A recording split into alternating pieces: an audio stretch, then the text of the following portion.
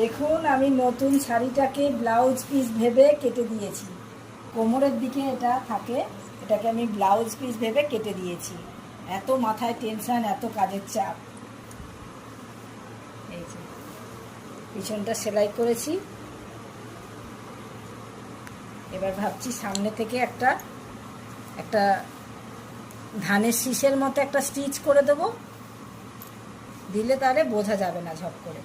আমার মতন কাজের লোক পৃথিবীতে নেই। নতুন শাড়িটাকে কেটে দিয়ে আবার সেলাই করছি, তাতে এবার ডিজাইন হচ্ছে। সেলাইটা ধানের শীষের মতো সেলাইটা হচ্ছে।